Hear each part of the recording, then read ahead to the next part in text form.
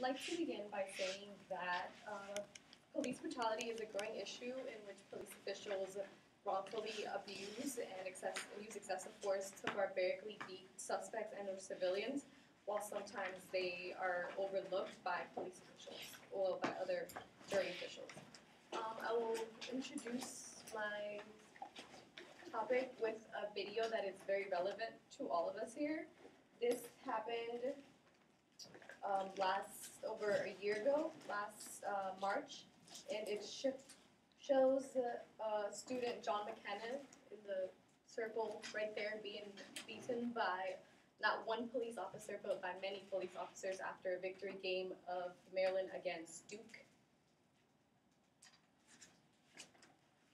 It was reported that he was just walking on the street celebrating excessively, according to the police reports, and that he walked up to the officers, and as you saw, the officer on the horse, apparently it was reported that he aggravated the horse, and that's why they began to beat him, but in reality, you don't see him walking up to the horse.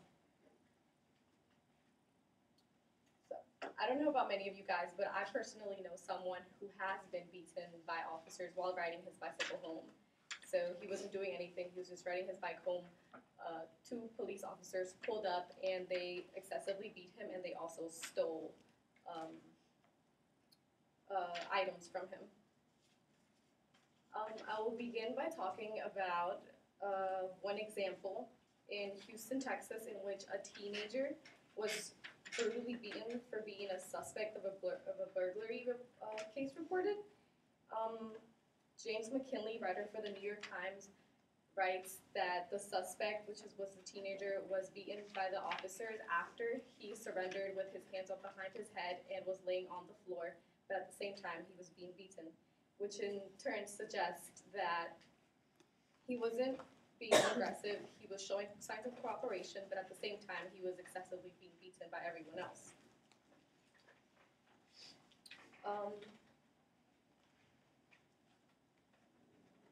This can make the public question, where were the laws to protect civilians and their suspects against the aggressive behavior of the police officers? Authors Alford and Dunham suggest in their book that there were laws dating all the way back to 1215, in where there were restrictions implemented on officials and on the rest of the public that prevented them from becoming into too much contact or using excessive law forces against the accused civilians or any suspects of burglary. Also, to prevent these abuses, there's also a law passed in the year of 1994 by Congress. It was called the 1994 Violent Crime Control and Law Enforcement Act. According to Stephen Ledman, this law was passed in order to protect victims and in order for them to be responsible for going up to court and reporting all of the aggressions that were performed on them. But at the same time, it was also to keep track of the reported cases. Although this law was not successful because the Congress was, for one, not able to provide enough funds to fund it, and they were also not capable of following through with all of the law requirements. That's why many people do not know about this law. Another instance is that one can say is that even with these laws, and even with all of the cases I reported of brutality, they are still overlooked. The cases and reports of police brutality are frequently overlooked and not prosecuted by the justice system because, for one, many times the justice system is confused on who to condemn, either the police officers or the abused victims.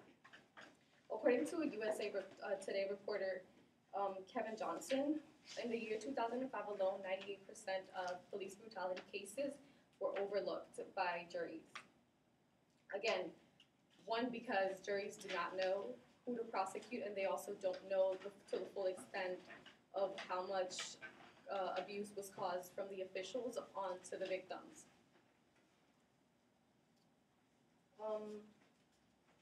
Therefore, confusion becomes imminent, and juries don't know when to make a decision.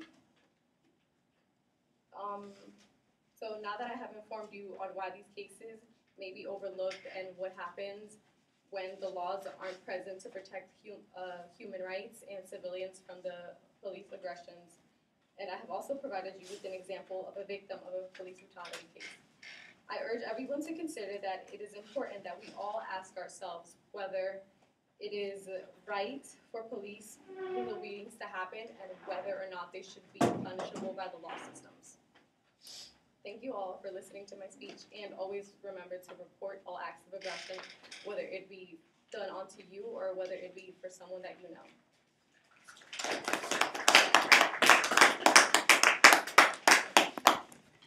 All right.